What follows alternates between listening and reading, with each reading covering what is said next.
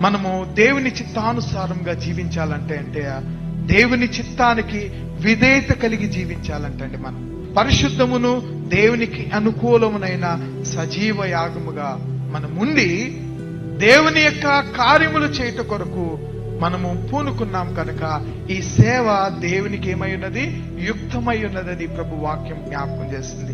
Living in ordinance of God's will, దేవుని యొక్క కృప కొరకు మనము జీవించేటువంటి వారముగా, విధేయత కొరకు జీవించేటువంటి వారముగా ఉండాలి.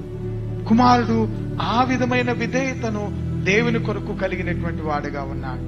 దేవుని కొరకు కుమారుడు కలిగిన విధేయత ఈ లోకంలో ఎవ్వరు కలిగి ఉండలేనటువంటి విధేయత. ఒక పక్కన ఆయన శిలువ మీద మరణిస్తాడని తెలిసినప్పటికీ దేవునికి విధేయత చూపించినటువంటి కుమారుడుగా దేవునిని హెబ్రీయుల గ్రంథకర్త చెప్తాడు ఒక మాటలో. ఆయన కుమారుడైండి ఆయన పొందనైన శ్రమలను బట్టి ఆయనకు విధేయతను చూపించానని రాయబడి ఉంటుంది హెబ్రీయులకు రాసిన పత్రిక.